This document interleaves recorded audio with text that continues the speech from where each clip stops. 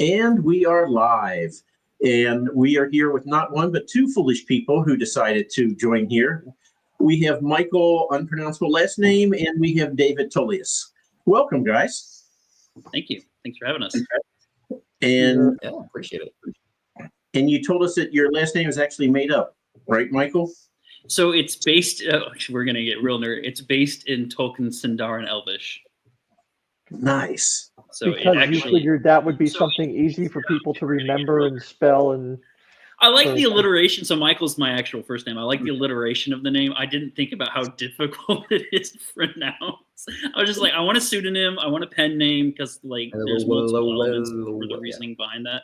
So what we came out with, Melwasul, good alliteration, and then it means friend of the wind. And I like the idea of the name representing sort of a feeling of friendship with the wind, and kind of like the writing to reflect sort of like a breeze on your back in our style and stuff. So in Bald&Balding fashion, I am going to bring this right down within a minute and a half. All right. The wind is also, parlance for the breaking of the wind. Yep. So you are a friend of farts. Yeah, it's only a matter of time. I knew that would come up eventually. It took us, Market Dave, about 2 years for someone to write it down. What day is it? 2 years? It took, right? I feel good because it's been like 30 seconds. Yeah, and Ro, I was right there with you. If you hadn't started talking, I was going to the same place. Of course, because we're 12. Yes. So was that ever a part? Because are you married to have kids? You don't have to be married. Do you have kids? Yeah. You have a 2-year-old. Yeah. Do you mind saying your 2-year-old's name? You don't have to. No, Gwen. No, right now. No. Sorry. Her name is No. Her name is No. So when you named Gwen, did you walk through all the possible things that could happen? Yeah. With that name. Oh yeah. We cycled through options. My wife won't let me name a kid Vegeta from Dragon Ball for obvious reasons. Yeah. Wait, did you actually ask to do that? Never seriously, but I requested it. I was like, if we have a boy, we're naming Vegeta, and immediately, no, we're not. Yeah, that's a hard no right away. There's you got to throw that one out early so that then your next suggestion seems much more reasonable by comparison. Right, and that's how she got the middle name Pevensey. So there you go. Really, Pevensey? Pevensey, yeah, that's her middle name. As in like the kids from the book? Yep, we wanted her to embody all of their best elements, so we named her after all 4 of the children from Narnia. Well, yeah, but one of them's a total bitch. He redeems himself. Yeah, he's a little bitch the entire time. No, he's great. Have you read Prince Caspian? Yeah, I'm sorry. Why? But it'll be interesting to see who gets the reference, at least, when she says that one day. Yeah, for sure. I was at a grocery store, and the person at the checkout line, she had a tattoo going down her arm. I was looking at it. It's like, is that Elvish? And she was so happy that someone actually realized what it was. Yeah. So a girl that I went to high school with, her middle name was Galadriel. Nice. A friend of mine's daughter's name is Galadriel. That's intense. And dude, she looks the part. Long blonde hair, the whole bit. Team Eustace. There you go. Eustace is worse than Edmund. Let's be honest. That's a horrible name. At least he turns into a dragon. Spoilers. The book's been out for 100 years. Yeah. I was going to get to it next week, and you just absolutely ruined it. That's right. Yeah. If you're getting spoilers on Narnia, it's too damn bad. In secret, the Nazis lose World War II. There you go. So much for our time travel epic. Isn't it about time for another failed attempt to make a Narnia movie or book or TV series again? Oh, the last one they made wasn't that bad. Yep. I'm not getting on that tangent. Dave is baiting me. I'm not going. I am 100% baiting you. I'll be your Huckleberry, David. I thought the first movie, the Lion, the Witch, and the Wardrobe, I thought they did a really good job. It's one of the only movies I think that shit that they added to it for the sake of the movie, all that stuff at the beginning, was actually super useful and well done. Yeah, I And agree. I That's really fair. enjoyed it.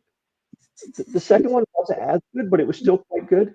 And if ever anybody who's watching this is on the fence about whether those movies were any good, the difference between going out and finding kids from acting school who know how to act in those two movies versus the 3 to 5 movies of relative pain you had to endure as Daniel Radcliffe and his chums learned to act is freaking stunning.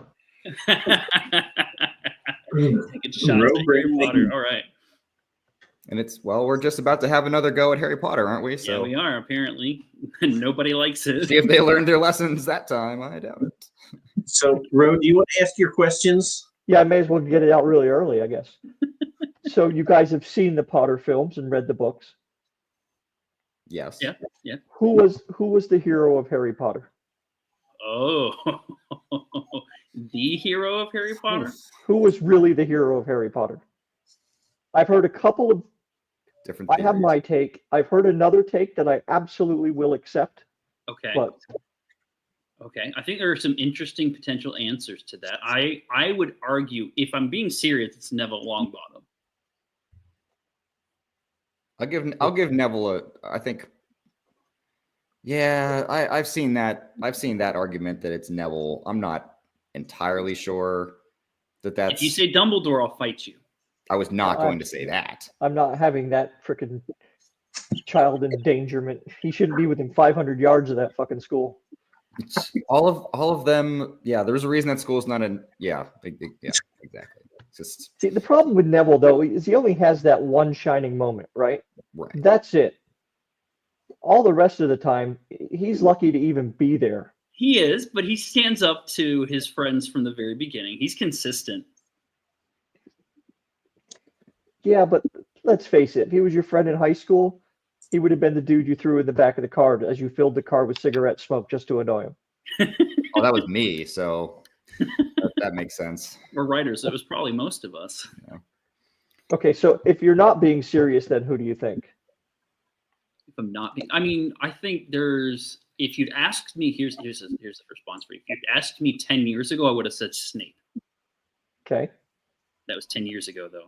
What changed your mind? Realizing as I got older how genuinely creepy he actually is. Okay, yeah. Creepy, sure. But he was living a double life, man. He was, and I respect that. But his whole entire motivation for living a double life was he had a crush on a girl and he couldn't get over it. That's sad, right? Okay, that's just sad. It is, but then he takes it out on a child. But he was protecting that little, and Harry was a bit of a jerk. He was, but he was an adult and Harry was a child. But okay, I'm still Team Snape on this one. Fair enough. Okay, Team Snape. I see why. I get it. The other answer that I've heard here is Dobby. Dobby. Okay. Dobby. I think if you take Dobby out of this, a lot of shit doesn't happen that needs to happen. That's fair. And he died. He died a hero's death and all that kind of thing. He was very good at moving the plot forward. I will give you that. Harry would have been dead in the second one if not for Dobby. So at least 5 books worth of content is thanks to him. Yeah, and I guess we won't even get into his abusive, guardians, but whatever. All right. So enough of that. You want to go down the list and do the rest, Ro, or you want to save them for later? All Harry Potter themed. Did I sign up for Harry Potter trivia? You're wearing a hat that says you did, so. They didn't come up with a wizard hat. Gilderoy Lockhart. The Sorting Hat was the true hero the whole time. There you go. Gilderoy Lockhart. Thanks, Sebastian. Yeah. Oh, okay. Well, can I do my question then? Get it out of the way early. You want to? We've been 10 minutes. Should we at least mention the fact that these guys have a book? You know, Now that everyone's left because of the Harry Potter discussion. Michael know what it was is. on the tangent. As soon as we started, he went into his last name, and we never even got him to show the book. So it's not on us this time. It's on our guest. Got him wound I'm up. sorry right I answered your question. I got one too. There you go. There you go. Tell us about Ears the book. inverted. You go, Dave. I talk too much. You talk too much. On record, on the live, in front of gods and men, he said that, just so we're on the same page. So we need covers in the maps, or what are they hawking? Oh, what are we hawking? We're hawking our novel. Which is a So long as you're not Paragon Hawk-2ing your novel, you're okay. You're in a safe space. If I it thought gets that would book sell some sales- books, every time we're thinking about, wow, we didn't really sell as many as we wanted this month. I threaten, Mick, that we could, spice it up. That's But what's you're getting going to people. have to wear the hat. And don't throw me with a good time. Okay. Anyway, back to what the book's about. Not any of that. Go right ahead. This is your chance, because we won't get back to this for like 25 minutes. So No, yeah, this is it. yeah, you got to grab that ring when you go by, because it doesn't come often. So who's the protagonist? The next time I ask this, he's going to be thrown into the bulb dome. So you got to answer now. So either of you, Go ahead. somebody. Go ahead. The protagonist is Peter Blair, Captain Peter Blair of the Silent Night Warriors, which is a private military contracting group in a modern setting. So the book is basically, if you want to hear comps, it's like Reign of Fire meets Band of Brothers, but with more magic. You've seen like the 2002 Christian Bale movie. Band of Brothers with magic. Nice. Yeah, Band of Brothers with magic. Yeah, I like to tell people, if they want the quickest version, it's got elves on a tank. That's the easiest way to tell people and try and sell people on it. Is there's elves on a tank in one scene. Okay. What else do you Without need to knowing know? any of the plot and without knowing anything out about this book other than elves on a tank, if you don't get an indie movie made about this, you need to call. Who is that fucking guy? You need to call. I'm going to forget his name. His real last name is Coppola. Nick Cage. You need to call Nick Cage right now and get this movie made. And if he won't do it, then send something over to John Cusack's people. I would love because to have John. Oh, that'd be Cusack. He will make this freaking movie. Who would Yes. Nicolas Cage be, though? The Weeping King. Oh my gosh. Oh, okay. Yeah, I guess it has Now we're to. going to need to know about this Weeping King character now that we can all see Nick Cage's face on him. So the Weeping King is an orc warlock. So in our world, orcs, every race uses magic differently, and magic has to be like siphoned through something, right? So dwarves use tattoos to cast their magic, elves use singing to cast their magic, humans use spoken word, and orcs cast through raw emotion. And culturally, that emotion is usually something along the lines of anger. But there's one orc, Dralic, who uses sorrow to cast. And it gives him an advantage over other orcs because they're not expecting that emotion to be correlating to his magic. And so he becomes known as the Weeping King. Okay, I have a quick question for you. Nicolas Cage, is it the sober Nicolas Cage or the drunk Nicolas Cage who's going to play this part? Because he I can don't go know. to jag and like blow up your world. Yeah, I'm scared of Nick Cage. He's a force of nature. How many characters can we get away with him simultaneously playing? Ooh. Okay, so you guys co-wrote this book, We did. and who had the original nugget of an idea for this? And we don't even know what it is yet. All we know is Nick Cage is in it, and there are like elves and dwarves and tanks and shit, which is all excellent so far. This has no downside yet. Yeah. I had the original nugget. Okay, so how did David come into this then? Yeah, so when I graduated from college, I decided I want to write a book I've had the idea for since I was like 13. And I wrote the first draft. I wrote the first act, which I also did by hand. And when I had that all typed up, I was like, I need someone to kind of give me some feedback. My buddy Dave is a English major. He's in the army. There's military characters in this. I want to make sure that's all grounded and realistic. So it's like, hey, Dave, read this. Give me your thoughts. And he did. And he kept giving me his thoughts. And he's still giving me his thoughts a decade later. So I went from being consulted to then editing things to then also creating things. And now we're in it to win it. So, but that's very cool, though. Mike, what did you major in? Tell me not criminal accounting. Justice studies. Oh, okay, I think that's our first criminal justice major. Not one that lends itself to creative writing very often. So Sebastian has a legitimate question. Your boy over here went to ROTC, so I'm on the dreaded dark side where I was until I quit. It's all the dark side until you're on the right side of that pay scale, buddy. That's correct. That's correct. So, yeah. Yeah, but Mick had characters in it that had been, were either, yeah, exactly. We're in previous military experience, whatever. And of course, it's funny now because at that time, my military experience was being a lieutenant. So did it age well? So Michael, who knows? So Michael didn't understand that lieutenants know exactly dick.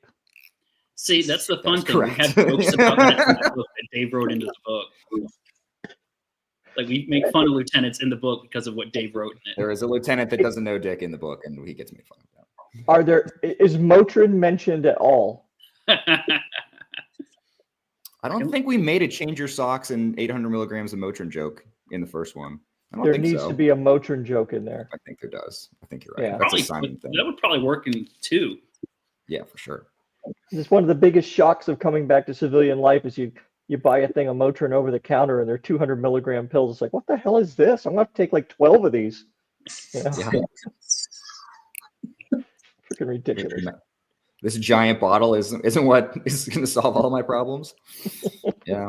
Well, I can chew these. Oh, anyway. Okay, so what's the plot of said story? Our hero is. So you go, Dave. Our hero is Peter. Well, yes. The story begins with the apocalypse starting, in essence. So it just, the sky shatters and everything goes dark like you'd see in a Walking Dead type universe, except while they're trying to survive, they suddenly they begin to realize as the days and weeks go on that things aren't how they used to be anymore.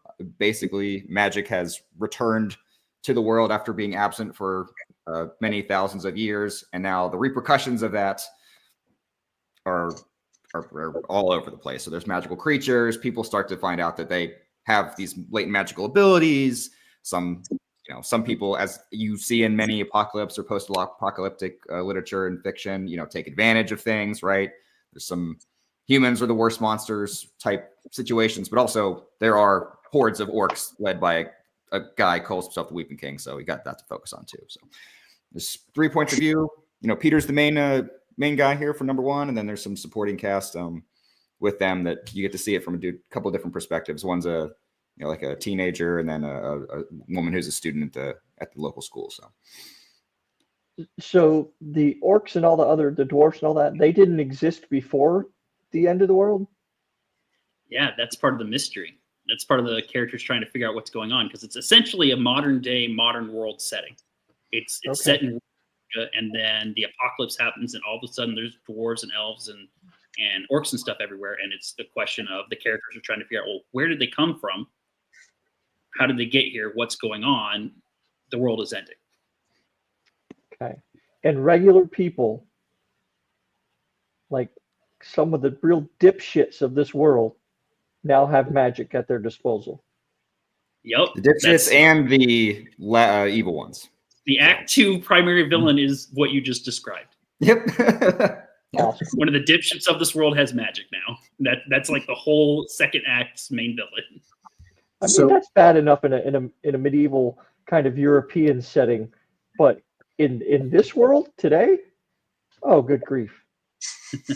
So it's just kind of like, is there a comedy element to this? Because it certainly sounds like it's very ripe for it.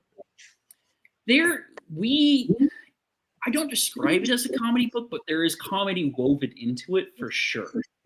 Like, it's not intended to be funny, but we embrace the ridiculousness at times. And we've gotten reviews where people are like, this book was hilarious. More than one person. It just dark depends humor, There's dark humor. There's a lot of dry humor. There's characters just being like, "Are you kidding me? Another magical thing is happening to me right now. Really? Can I get a break?" So how did the elf come upon a tank? You'll have to read to find out. That sounded wrong. Not that kind. So I have a question for you. Do you all have an audiobook for this? We do. You do? We do. Outstanding. What's your website, by the way?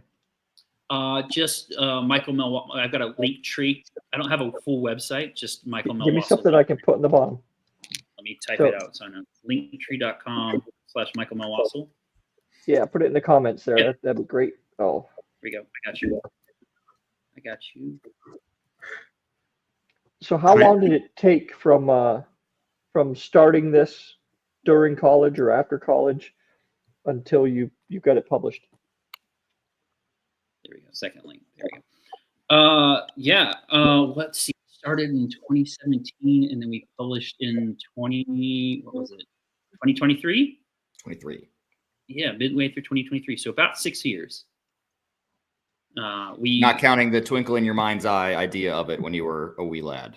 Right. But originally, we were, or Mick was at the time, using Patreon and releasing chapter by chapter for people to support it.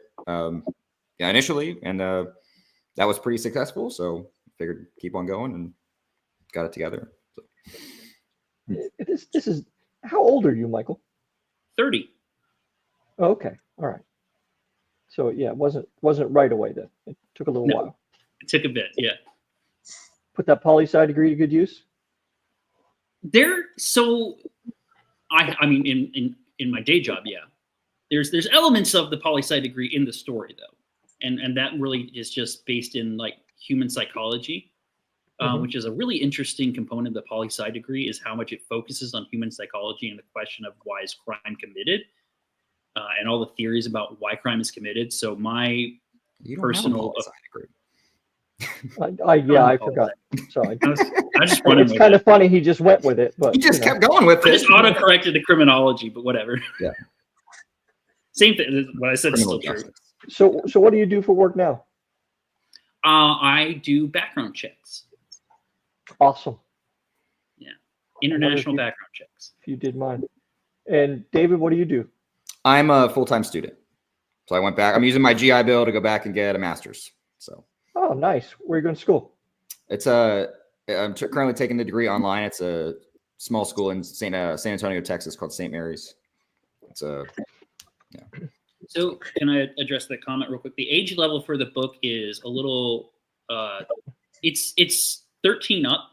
It's written for adults, but because I have 4 younger siblings of varying ages, there's no smut, no spice in it at all, and there's no cursing on the page. So it really just depends on the maturity level of the reader.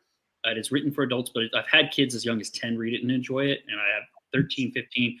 We have a lot of readers who are adults who will read it and then say, "Hey, I'm giving this to my teenager because I want them to read it." A fellow author of mine, friend of mine, K.R. Solberg, recently messaged me. She said, "Hey, my 14-year-old is on his 5th listen to the audiobook." So nice. It appeals to a lot, which was kind of the goal. We wanted something that would hit multiple ages. We wrote it for adults, but the language is accessible. The storytelling is accessible. It's a little violent, right? It toes the edge of grimdark a little bit, but if you're 16-year-old, you're going to be fine. You know what though? Like when I go to comic book shows and stuff like that, and parents roll up and say, "Is it written for kids?" And I say, "No, it's not." Then I say, "How old is the child?" And they'll say 12 or whatever. I say, "Have they seen Deadpool?" And if they've seen Deadpool, they can read this. It's what a bar. Well, the R-rated movie. I don't like when people get killed in my books, and they get killed with some rapidity. It's not usually a gruesome kind of drawn out death, right? Sure. But a fool's going to die because it's a fantasy story, and people have swords which were designed for one thing and one thing only. But, you know, I think probably the same thing with that, right? I mean, you got some violence in there, but shit, you know, Bugs Bunny was violent. Yeah, even the joke, like even Winnie the Pooh has a gun in the cartoon, old Winnie the Pooh cartoon, you know, so. It's a puff gun. That's what he wants you to think. So I'm going to ask my question They now. also have clinical depression in that cartoon. So, That's you know, very there's that. true. Okay, Mike, ask your question. There's only one right answer, and most people get it wrong, and Ro cheers them on when they do. Because it's the wrong fucking answer, man. So I want you to picture you're going down the main street of your city. You are in a saddle. You can either be riding a griffin or a T-Rex. Which one do you choose? There's only one right answer. And I have to go T-Rex. I have to go T-Rex. Mike? Griffin. My first username in RuneScape was Sir Griffin. I can't not choose the Griffin. Okay, so Michael, you are wrong. I knew it. You have to go Michael, T-Rex. you're right. I knew you were the brains behind the whole operation the whole It's time. in the middle. Michael, you were on the side of like over 90% of the people who you know, Mike asked this question to. Dang. We're also biased because there's a Griffin character that appears in the sequel that's coming out later this year. So It depends on it depends on the Griffin. Who's right? Who's Griffin? Like what universe's Griffin is it? Because if Whatever it's from our Griffin book, you want. It doesn't have to Alright. be. I'm writing Shasta. Okay. I think the T-Rex versus the Griffin is not going to go the way you think it's going to go. You're not going to be able to reach him with them little arms. You got wings. It's easy. Don't Exactly. And if they bend over to bite something, you're going to fall out of that saddle. You're just going ass over tit the whole way. He's top heavy. So you very smoothly tried to segue into your next book, Dave. And I got sandbagged. Yes. Give you full props for that. You made a valiant effort there. We ignored you. So when is the next one coming out? And hold on, Michael, what are you drinking? A little bourbon. Excellent. Well done. Okay. So when's the book come out? Pepper. Paragon Attrition should release this year. We're just finishing our beta readers this month. Yep. So. And how many books do you figure will be in this series? So that's a fun question. Yeah. Short answer is 3, like Short a normal person. That's not fun. What's the real answer, though? The real answer is we've got a novella planned. We've got a short story collection coming out this summer. We've got a board game spinoff coming. It could be more things in between. Okay, so 6 books is what I'm hearing. 3 long books and a couple of short books. What I'm hearing is someone thinking, oh my God, I'm going to be married to this for the next decade. Just a decade? 1 down. 4 more to We're go. already going on. Yeah. There you go. Alex, 6 The other thing Mick Community likes to reference, usually appreciate say, things that he likes to say is, if other people are down for the cause also, we can spread the misery out and have other people work on a project in the same world also would be pretty nice. You know, you franchise your own IP and you don't have to do anything anymore.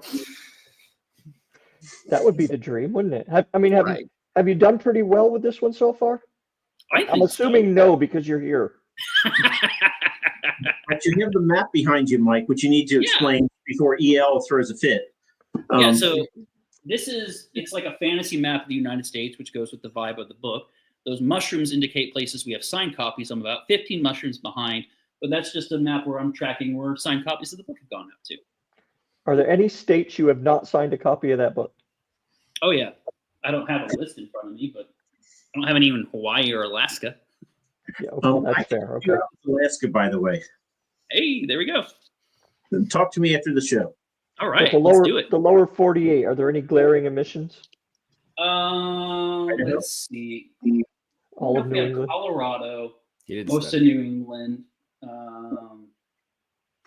most of the Midwest. It's mostly concentrated here and up there somewhere. So like most of that area, you can see kind of. It doesn't have state lines. I got a list. I need to update it. Vanna White, don't quit your day job. I don't think So we have any are Nevada. Are either of you going to Worldcon in Seattle this year? Mm-mm. Wasn't planning on it. We have Savannah Comic Con and Dragon Con planned so far this year. Yep. Are you going to sell at Dragon Con? No. Okay. No, we're not that successful yet. We're selling at Savannah Comic Con. That's going to be our first booth officially. I was a panelist actually last year at Dragon Con, which is what this is. That's the program book for Dragon Con from last year, where I got to be a panelist on it for a discussion. So that was cool as an author.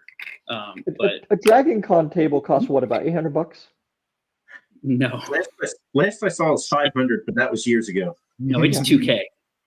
Huh. $2,000 now? Yeah. It's For an 2K, artist and you have alley to have table? enough. You have to have enough of the conditions is 2K, and then you have to have enough inventory to last the whole weekend. Okay. And 2,000's up. But I mean, how many people roll through that place over a week? Oh yeah, I mean, 80, Tens of 90,000 probably. yeah, like it's a lot of 90,000?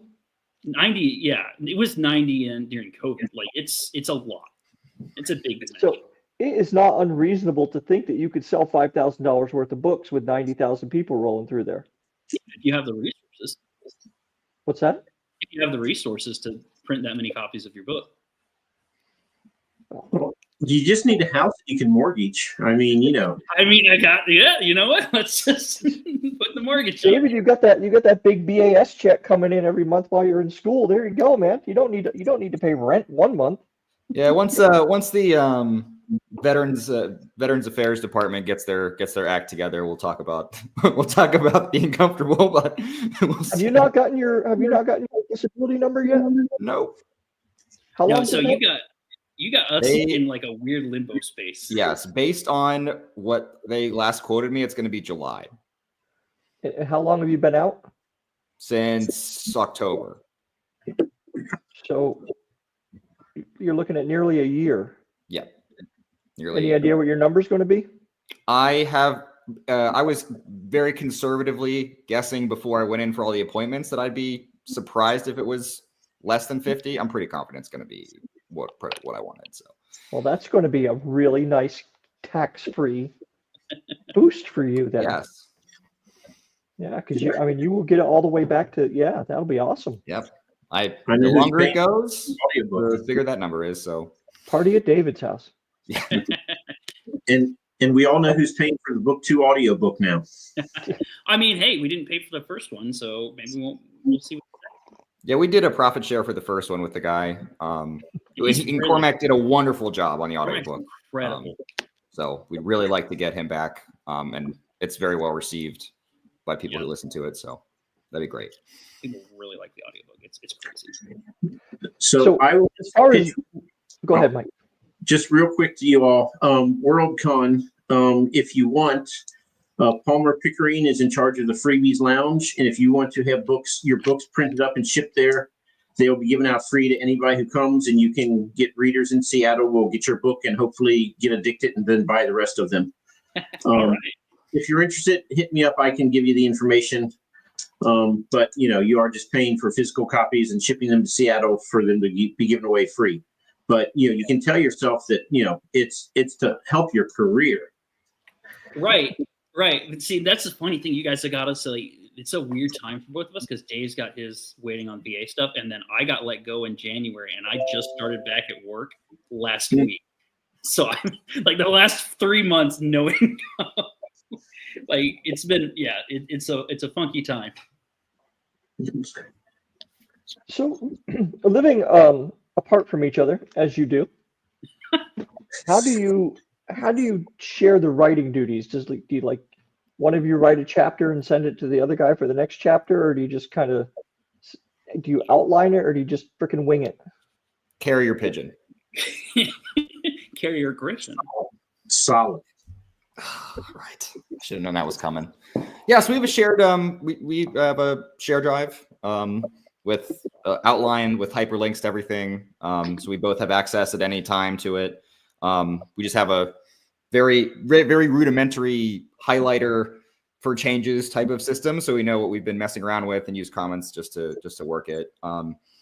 Depends on which characters are involved, generally, and what's sort of going on as to who's kind of stepping off first. It tends to be Mick, and I come back on the back end and make changes that way. But it's gone both ways, and as the process goes, has been more back and forth, me starting, him starting, than there was from the beginning. So, on the one hand, I'm really envious of your position, right? That you have someone to kind of bounce ideas off from, and you can sit around and just drink on Zoom or whatever and get silly and say, okay, let's try this and that and whatever. On the other hand, I think it would be infuriating to not just to keep writing and then to see, especially if Mike and I were writing a book and I looked at Mike's changes and went, well, shit, those are good, right? It's like he took out like a half a chapter of mine and put in something else, but his is much better. Damn, right? I mean, that's obviously a great result. It's better than Sure. But yeah, how does it work for you? I mean, do you like it? I guess you have to contractually say that you do because you're in the middle of a book right now. It's been a progressive change is a big part of it, because like I originally wrote like the first whole act and I was writing, and so I wrote probably like 85% of the words in the first one, maybe conservatively, whereas Dave wrote the like 15%, and so that has shifted as the series going on, because he's helped with the world building and the characters and all that, right? And so there are entire POVs in book 2 that Dave is taking the reins on. And so how it works is we'll outline like a set of 10 chapters at a time. We have an overall outline for the whole series, right? But then we plot it out 10 chapters at a time. It's like, okay, this is my character, this is his character. We go in, we write it separately, we send it to each other for feedback, we work on that feedback, we see where we can improve things, and we really don't step on each other's toes a lot. There was one chapter at the beginning of book 2, and this is one of my favorite stories of the whole process, because Dave and I were both looking at it, we both took a section, and we independently went our separate ways, wrote that section, came back and compared notes, right, to see what differences were made. And it was wild how similar they were. It was almost indistinguishable. The character actions, the character lines, how the characters in the scene, at what point in the story they stood up and moved somewhere else or interacted with an item. If you put them side by side, you really could barely tell the difference. And so we just took the lines we liked best from both and just merged it into its own scene. So we've been doing this so long, and it's the only project we've been working on that we've adapted and sort of just osmosis each other's styles. Well, it sounds like you've probably got a very good idea of who the characters are. Yes. I mean, did you purposely go through and say, okay, this character here, and just do like, one of those Proust lists of, what's their favorite color, what do they like to eat, what are they allergic to, what would they do if they saw a puppy on the side of the road kind of thing, and just, or did it just kind of organically happen that the characters revealed themselves as you wrote the first book? I would say the second. Yeah, and it's a lot of it's putting them in scenarios. We don't do like a breakdown of what's their favorite Italian dinner dish thing. We look at their history together, and we figure out the history and their experiences and their motivations and stuff, and that's where we hone in. And then they develop as the story progresses, and they interact with other characters. Hey, Ellis on a tank guy. Hey guy, it's my buddy. And so it's very much. You don't make Christmas decorations of an elf on a tank. Oh, that's a good point. You're wrong. A great idea. That wouldn't be hard to do either. Just get a little Santa elf. Really, kicking puppies is such a no. So funny story. That's a good. There's a dog in the book. His name is Hotch. Hotch is a military dog. Hotch is the only immortal character, invincible character in the entire book, because my wife has made it very clear I'm not allowed to hurt the dog. No, John Wick comes after you if you hurt the dog. Yeah. My wife becomes John Wick, and I'm in trouble. The only character with forever plot armor. The only character with plot armor in the entire series is Hotch the dog. Now, is that just something you know, or do you make that very clear in the book? I make that very clear in all my social media, because when people find out there's a dog, their first question is the dog okay? Not the countless people that are killed in the first 100,000. No, the dog. Right? It's the dog. Is it a Belgian Malinois? It is. Yeah. Yeah, lovely dogs. Yeah. Someone made I don't have it on me right now, but one of my readers made a little clay model of him and sent it to me. That's cool. He has fans, Mike. He, What the hell are we doing with our time? So, Mike, I will tell you that. Do you know Laura Huey? Yeah, She crochets. yeah, she's great. I love Laura. So you need to talk to her and see if she can't crochet a little Belgian Malwa. That's a great idea. Yeah, I need more Belgian Mal. I need to get more art of him. Because I got like this is fan art. Someone sent it to me. Fan art. Character arts. Yeah, one of our readers drew fan art of their favorite characters right there. So I've got lots of stickers of characters and stuff. I need to get some more of Hotch, some little chibi stickers. So, David, I wanna talk to you for a second. All right. So Sounds very serious. we went over this on last night's show with Turn your my head and cough, please. So I sent it out for beta reading, and I got a chat from the guy said, so Mike, is this your first book? Is the first question. Okay. It's my sixth. So yeah, and I was like, no, it's not. They're like, well, how many books have you written? I'm like, I've written 5. So, I'm just going to ride this out and see where. So he's like, huh. Were they traditionally published, or did you publish them yourself? And I'm like, I published them myself. He's like, oh, they're great. I'm like, here comes the shoe. Let's wait for. Then he goes, do you have a cover art and someone to arrange all this stuff for you? Because I can do that too. And I'm like, oh, thank God, you were just angling for more work. I'm like, but it's my 6th book, dude. Of course I have someone. So I got the review from him today, and it's almost unusable because he doesn't understand I'm Gen X. And so it's a compliment sandwich. So he tells me how great chapter 1 is, and then he says, but the pacing might be a little off. And then he's like, but it really hit me in the feels, and I really can't wait to find more. And then he does again, compliment, something needs work. And then it's at one point I got a chef's kiss. He just can't wait to, and I'm like, dude, just shut up and quit blowing smoke. Tell me what's wrong. That's what I paid you for. And it's almost unusable because it's so many compliments, and I obviously don't believe any compliments about my work. So is this the way that you work when you edit people's work? Or as a compliment sandwich things? It's funny you mentioned the generational thing. I don't feel like, even for us as, I know it's like the scary millennials, right? We're not even the young guns on the block anymore as millennials for writing. But I don't think I have to compliment. I don't know. Sometimes there's not enough to make a sandwich out of compliments when I'm just I'm just kidding. No, I feel like we're pretty direct. If it's something that I just have no idea what's going on, I'll just, usually the default answer is, oh, I wrote that at 4 a.m. when the baby was up, and I don't know what that is either. I'm like, that's your safe answer. Like, it's like, oh wow, he must have hated it, and like quickly deletes the thing. I get what I will get from Mick is late night texts that are just what ifs, open-ended questions. And every time I see one of those, I'm like, here we go.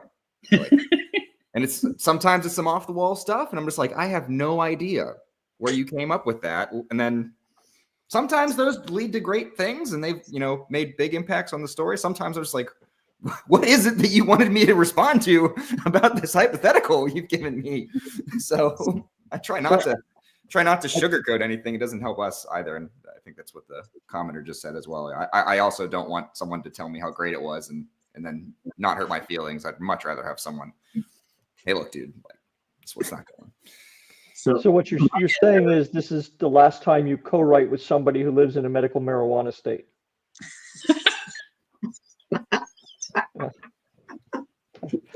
And also, what Mike didn't tell you is that his other bit of feedback he got from someone, I think, what'd you say, Mike, that they asked if English was your first language? No, that was for my first published book. And they said that since she was bilingual, she can understand things even if she doesn't understand every word. But for those native English speakers, they would never understand Mike's first book. And she gave me 2 stars.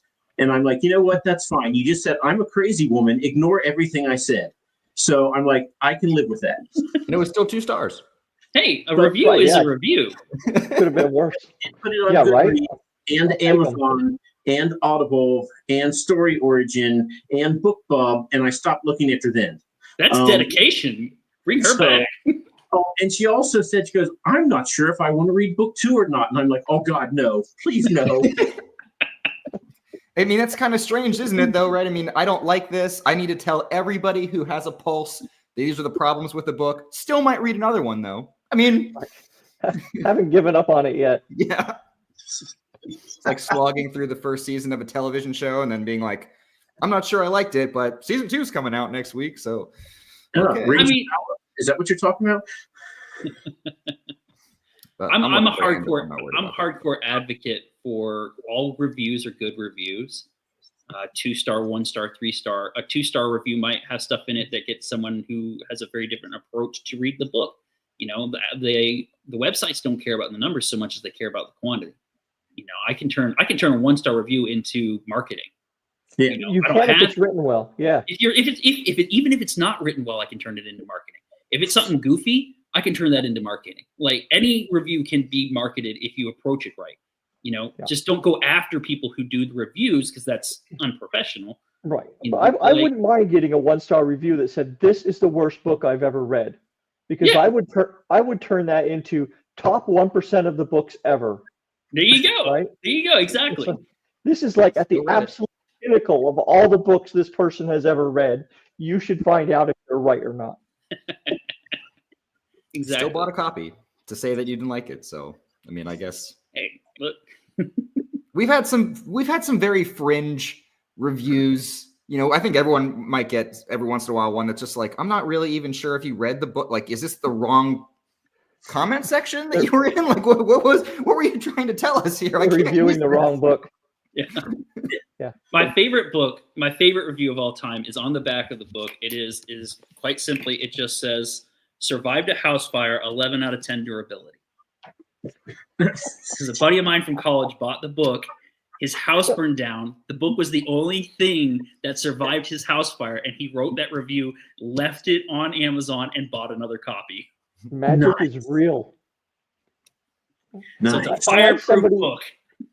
I have very few reviews over 9 books, which should tell me something, I guess, on its own. But as Blackadder says, when all else fails, a pig-headed stubbornness to look facts in the face will see us through. There you go. So I have one 1-star review, and I could tell from reading it, they did not make it out of chapter 1. Right? There was just something they didn't like. They're like, this is unrealistic. It's a fucking world with magic and dragons. Yeah, you know, he wouldn't have done this. Well, yes, he would have, because plot. You know. How would you know? I wrote it. Yeah, just so. Anyway. See, if we're going to go to this path, then I'm going to have to mention the Haley Traveler review from the Space Bow. Go ahead. So they say that they will read 20% of your book before they DNF it. Fine. So my review was, this is a cozy sci-fi travelogue. Now there are at least 5 cold-blooded murders in my book, And straight up gun to the head. I mean, literally, they grab the guy's hair, pull it back, and put the gun to his head and fire, and they call it a cozy travelogue. I'm like, somebody didn't get the 20%. Somebody didn't even get my antagonist before you quit. Yeah, there's no way they got 20% of that book without bad things happening. Yeah, Wow. well, There was really nothing cozy in the first 20% of that book. We have one where someone got so annoyed at a character who's supposed to annoy you that they quit like 67% of the way to the book. I know the exact moment that they quit because of where they put their Kindle reading thing, and it's like, well, now that character lives forever in your head, and you don't get the satisfaction of seeing their end. But congrats on being like so pissed off at this evil character that you But, quit. you know, there are a lot of characters I don't like in the you, aforementioned Eustace, right? But if I don't like them, then I'm at least smart enough to know the writer did a really good job of making me have a visceral reaction to this little punk ass who I don't like, right? And if they can pull it off, they will make me like them at the end, which would be very difficult, but it's happened. So for someone just to give up on it because they don't like a character, that just shows that, you know, I guess they're just not paying attention to what they should be paying attention to. And that's the craft of the author writing it. We have some characters we try to rehabilitate and some that you just love to hate, and we like to think that we did a decent job with both of those things. The thing that becomes sort of an issue sometimes is if a character has a view that's morally reprehensible, that doesn't mean that we did that, right? You know what I mean? Like, we've had some people say, "Wow, I can't believe you would say that." Like, I did. You know what I mean? Like, we did. We wrote a character who's mean saying it. That's what it was, and I can't win them all, I guess. But yeah. Okay, bro, can you hear this? Yeah. Why are you rolling dice? Don't roll dice. You suck at rolling dice. And everything. It's time. All right. We're 51 minutes in. Oh, holy shit, we are. Okay. So, have you guys seen the show before? I've seen parts. You can say no. You wouldn't be the first. I've seen some. Yeah, not the Do whole you know thing. what the Bald Dome is? Do I have to take off my hat to show you how little hair I have? No. He's only using it to hide. It's true. Okay, so what we're going to do is I'm going to roll a bunch of dice because we want to know more about your main character, because ostensibly that's why you're here, is to talk about your book and your main character. Can I have a D20, please, Mike? We're for you a 16. Can I have inspiration, please? An 8? A 16. Oh, 16. So we're going to transport, what is his name? I wrote it down. Captain Peter Blair, because I would not remember. He's going to be transported somewhere away from your world, but all the rules of your world are still going to hold sway. Okay. He is going to have a fizzy potion. What is your guy's favorite color? Oh, fun. Mine's red. So we're going to have he's going to have a red fizzy potion. It is 100% effective, but you have no idea what it does. Okay. And then the one choice you get in this is you can choose for good old Peter to have a regular item or a weapon. If he chooses a regular item, he will face a regular animal. If he chooses a weapon, he will face a fantasy creature. We'll set the scene and we'll say, go, and you tell us how the scene plays out. And if you need me to roll, I will roll really poorly for you. So He will. Probably not double digits anytime. So we're going to roll here. Okay. And Your character can be doing something that they invented and only they know how to do, and they will fail spectacularly at doing that thing. Peter's used to failure. That's fine. So Peter has been transported to an abandoned stone fort on a windswept cliff overlooking the sea. Okay. So now it's time for you to choose before you find out what you'll face. Do you want a common item or do you want a weapon? I And chose you can color tape. customize yourselves if need be. I feel like if you're going to give the iconic main character a chance at this, he gets to have his iconic main character weapon. Well, I rolled, so he gets a weapon that I rolled for. He doesn't get to choose. Oh, okay. Very well. Let's see. If you get the common item or the weapon, I've already rolled. Poorly And on both, I'm sure. one is a little better than the other. Uh-oh. You're gonna get like a ball of yarn or I'm something. sticking to my guns. Say weapon and see what happens. So weapon. So instead of getting a wagon wheel, which is the other alternative, he will get a warhammer. Okay. Okay. I like it. But if he had the wagon wheel, he would have faced a ferocious hippo, which would have been fun. But instead, he is facing a centaur with his warhammer. Okay. He's on a fort on a windswept cliff overlooking the sea. The salty air is coming in. It's going through his hair because he has hair because it's fantasy. So he turns the corner, and lo and behold, there's a centaur. The centaur looks up, sees him. The centaur is not happy. What happens next? Let's get the centaur in an uproar. This is for them to tell us. But they have the red fizzy potion of unknown of 100% woodwork, but you don't know what it does, and you have the warhammer. The centaur is like pawing the dirt, angry, looking like he's ready to charge. And you see the remains of a woman nearby wearing an ugly pink dress. So there's a dead person on the ground. It's Professor Umbridge. Oh well, that's Peter's well. probably read Harry Potter, so that he's fine. Okay, so what does he do if he? See, He must Harry not tell Potter lies. reference. Yeah. Must not tell lies. Okay. All right. What do you think, Dave? He's got a warhammer is a pretty good weapon against a centaur, in my opinion. Yeah, I think if it works like a regular horse does, once you get one of them legs, that's kind of it, right? So, right. But I think Peter's going to try talking first, based on his experience with magical creatures.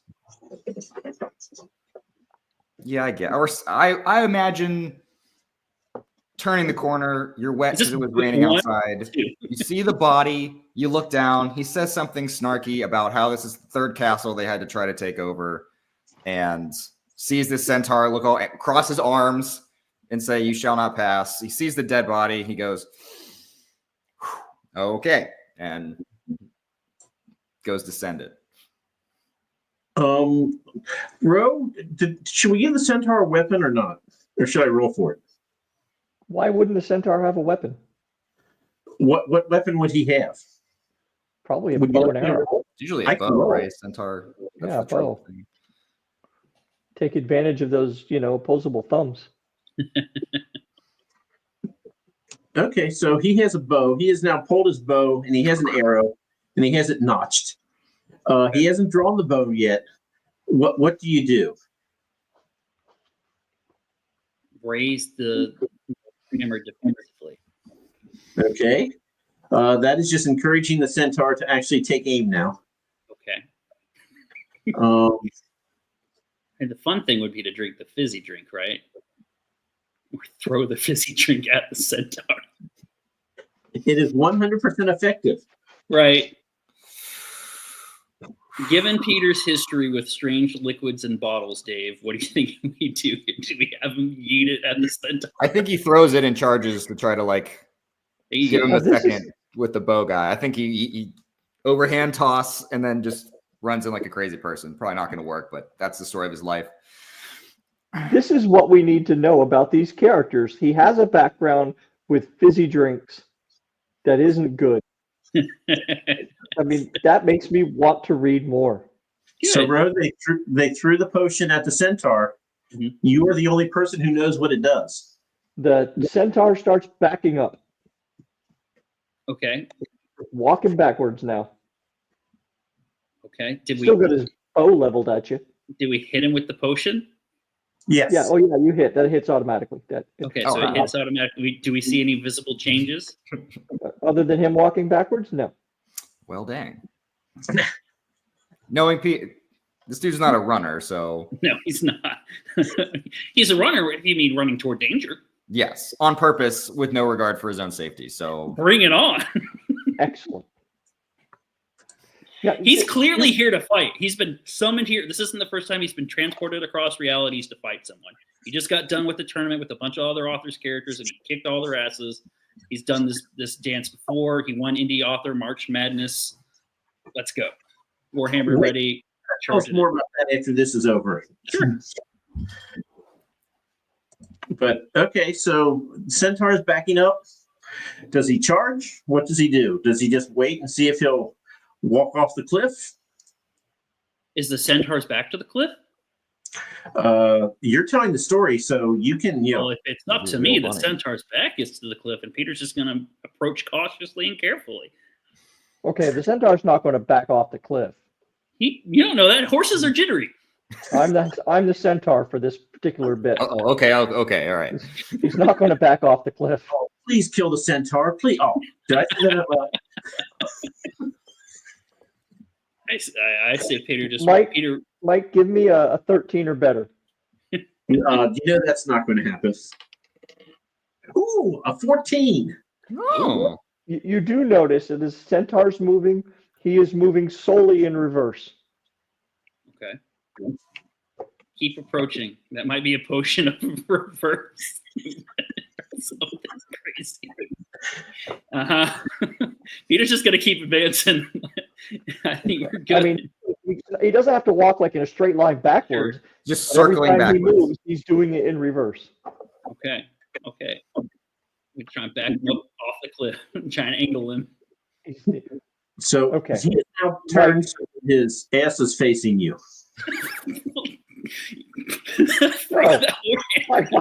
Why would he do that, Michael? Because it was that or walk off the cliff. He doesn't have to move. He can stay still, You're not gonna shoot that bow over his back. right? He's going Behind to the shoot back the freaking bowshot, arrow, man. I think Peter's got it. How maneuverable is your boy Peter? Oh, very. He's pretty maneuverable. Is he pretty Very. dexterous? He's basically by the end of book 1 Legolas dexterous. Like what? Oh, okay. Mike, Yes. 16 or better. Oh, you know that's not going to happen. I know. 12. But hey, The my first- rolls are better The than first normal. arrow goes flinging by you.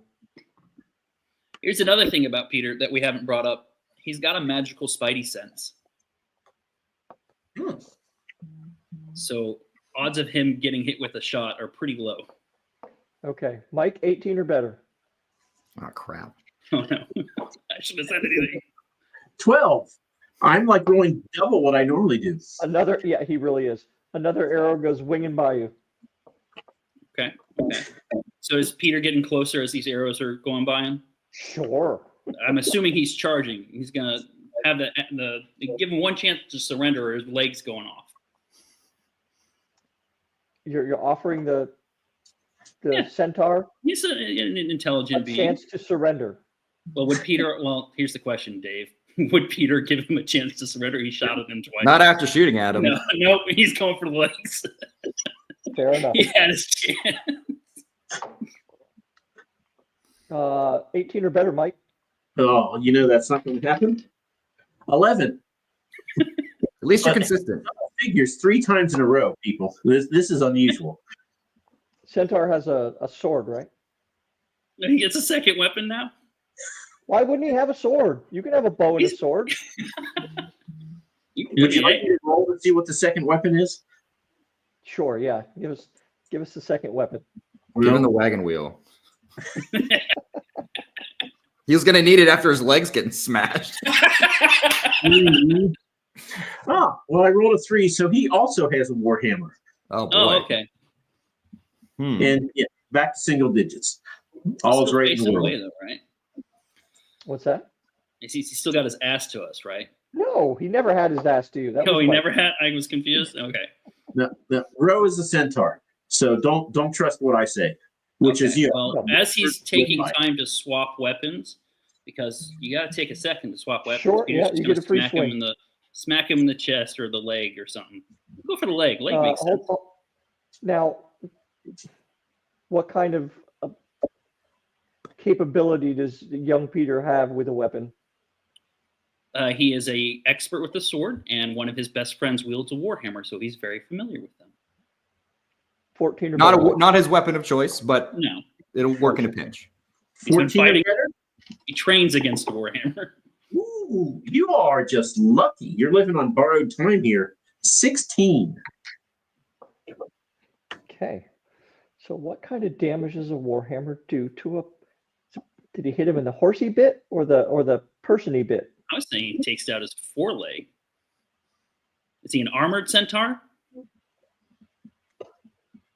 We didn't say, so let's say If he's no. not armored, then just hit him right in the chest and even if he has a chest plate, a warhammer's going to concave the chest plate. Yeah. Dave, your call. I've been. I think I think just if it's a warhammer, like center mass, but like below where the dude starts and the horse. Ooh. Yeah, just right. That's like swinging level, right? Yeah. Sure, yeah. Yeah. All right. He takes a few more steps back. Go for the crotch. I don't think he can reach. That's on the other end. Real question. Though, that's why I asked if he was the facing front away. part with the dude, or is it the back part? You know what? Never mind. Not important. dude down to the waist. Then it's horse. Okay, so the horse. Okay, that's in the back. Okay, got it. Just So making like all four legs are horse. Okay. All right, Okay. let's just trade blows here, shall we? Oh, I think that's sure. where we're at. Might as well. Combat We're is here. joined. So I think we said 18 or better to hit, or did we see 17? Whatever it was, doesn't matter. You're not going to roll it. You said 18, and I rolled a 3. Drops his hammer. Oh no. I mean, a fucking 3, Mike. You knew it was coming. So go ahead and roll for Dave. And See this what we should got here. be the end, I think. Ooh. Oh no. So, did you happen to see the Mike Roberti show? They had Oh the my God, it was like slap fight. most far-sighted manicore, and after they each missed twice in a row, they decide to sit down for tea. There you go. Yeah. So we are approaching tea time, but you've both missed now. But okay, so swing and a miss. We'll give the next turn to the centaur. He picks up his hammer. Dave, Hey, if he picks up his hammer, according to D&D rules, that gives attack advantage. exactly. So he gets another shot. Okay, all right. Whale on it. Ooh, A 9. which he Right. missed. Yeah. Okay. This guy's some high armor class for Right. Well, he can back up, and he is a freaking horse. They're pretty nimble. That's true. That's 18 fair. or better. You only need, like, what we say, a 14. Yeah. And I need 18. Michael, Yeah, but I'm rolling, so no one's ever going to hit. and I don't have Look, any I can dice break out here. my dice if I need to. Go ahead, Mike. Roll for an 18, please. 8. You need to buy Mike some more dice, bro. I don't think it's the dice. All right, Dave. One more go. one more attempt before everyone's getting too tired with their warhammers. Okay, what are you aiming for? 14. Right. 19, gentlemen. A 19. Nice Cool. crit. Higher than my previous 4 rolls combined. All right. Smack him upside the head and lay him out. There Bonk. you go. Does he neigh dramatically and then fall over, or Yeah. He's not dead, though. Oh, okay. He's just unconscious. That's a tough hit. Yeah, sure. He's on the ground. probably hard With to his reach? warhammer. Does he have his warhammer still, or? He's on the ground, dude. He's unconscious. It doesn't matter. Okay. Oh, he's unconscious. Okay. So what happens now? Because I don't have to roll if he's unconscious. So I think if he's down, I don't think Peter's just beating him to death for no reason. I think we're good Well, now. that's what we wanted to find out, because some people would. Yeah, it's more, and Alborn's not involved. a good thing about the character is that he's not static, right? So I don't think it would change the outcome beginning of book to end of book, but perhaps between beginning of first book, end of second book, maybe he's more vindictive by that point and he'd be more willing to do that. But I think in aggregate, he's probably like, all right, I got him. I'm tired. I almost messed that up and almost got shot. I think I'm out. Start looking for a way home. Yeah. All right. So there you go. You find, eventually you find a way home, I guess. Okay. Or you find the curtain that Mike's hiding behind and just beat the hell out of him. One of the two. There's just a guy rolling dice in the next room. I got him this time. Fuck a 1. Do we take umbrage with us or no? Check on Umbridge looter for. Why would you want to? She's horrible. Make an example. We'll leave her. So I have a fun story to leave you all with. Okay. When my nephew was in high school, he went in and my brother's like, so how was school today? He goes, I have Dolores Umbridge as my teacher. Oh, no. And he's like, okay, yeah, you're being overly dramatic, blah. So then like a month in, they had the, parent teacher, they came in at night and good old Dolores there's like, I have given all the parents assigned seats based on your last name. Please sit in the proper seat. And he's like, oh my God, you really do have Dolores Umbridge. He's like, just don't yell at her. Just get through the year. Don't have a big to-do or anything. Just yes, she's a horrible person. We agree. Just don't have any blow-ups. And that's what he did to get through. So Keep your head Yeah. down. Now, to make that story better, Mike, the next time you tell it, when the dad comes home, he shows his son his hand, and written on it is "Parents will not tell lies." There you go. That's good. That's good. All right, so one last time, guys, show your book cover real quick. Yeah, I got you. Dave, you show yours because it's inverted. Mine's not mirrored. Paragon what? Paragon Exordium. Exordium Leviosa. How many pages is it? The new edition is only 550. Oh, you're dead to me. We reformatted it to save on printing costs and saved ourselves about 150 plus pages. Holy hell! Yeah, it's 231,000 words. Wow, So, that's enormous. It is. so I have a rule that I don't read books that are over 500 pages. It's a dumbass rule. So I'm sorry, but you're dead to me. I think Just I listen to already the bought the audiobook. audiobook though. So, for the next 2 months when I'm driving to and from work, I can listen to it and get halfway through. There you go. Alex has a good question. What the hell was your font size before you reformatted it? So the font size was 12. It was just a different font. I brought in a friend who was more of an expert. So it was originally formatted in Ingram Spark, but she formatted it using her own program. And so just shifting some margins around and stuff. We even added a table of contents at the beginning and still saved over 150 pages. It was just spacing and formatting. It wasn't anything crazy before. It just went from Arial to, I think, Gut something. Garamond? Yeah, it's like we didn't sacrifice any of the story or anything. It's still the same book. It's just a little $8 cheaper. So to be able to get Mike to read it, we need to split the second one into two different half-sized ones with 2 POVs each. Is that Currently the second one isn't 500 pages. So I will tell you that it is the bane of my existence. I get started reading a series and I get to book 4 or 5 and holy hell, this is 700 pages, but I've read the first 4 books. There you go. Yeah. And Tim McKay is trying to get me to read his book because it's one book that's 672 pages, but it's actually book 1, book 2, book 3 inside there. So he's like, just think of this compendium. Yeah. So, and when it comes out on audiobook, I will buy his book and listen to it. But because I don't read anymore, I'm old. But I listen time in the car. sometimes. Yeah, our audiobook will keep you entertained for a full day. How many hours is it? I think it's just over 24 or just at 24. Oh God, I can't imagine if you tried to pay for that outright with a narrator. Yeah. Our narrator's fantastic. He was really invested in the story. He thought it would be a long-term, better investment to do royalty shares. So that's what I mean, you could buy a car for that price. Not a good car, but you could buy a car. Yeah, you could. To buy your old car. We're very blessed. We're very blessed. Let me sell my old cars for that. I think if we had to pay for that, we'd be riding the Centaur to work. So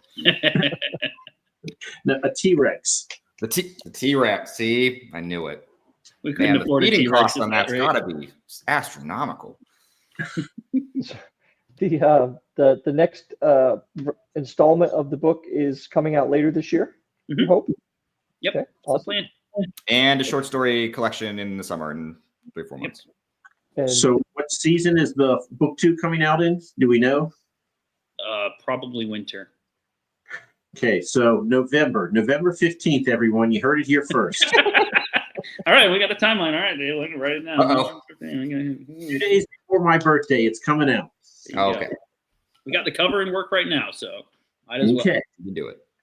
well, Michael and David, thank you very much. You have kickstarted our second bicentennial by being #1 of the second 200. Thank you very much. I appreciate that. And let us know when you've got a cover reveal and all that kind of stuff. We will do that. That'd be great. Thanks. This has been great. Thanks for having us on. Yeah. All right, thanks. It was fun. Appreciate it. Yeah, You I agree. hung out with us. Thank you very much. Yeah. And By the way, Mike is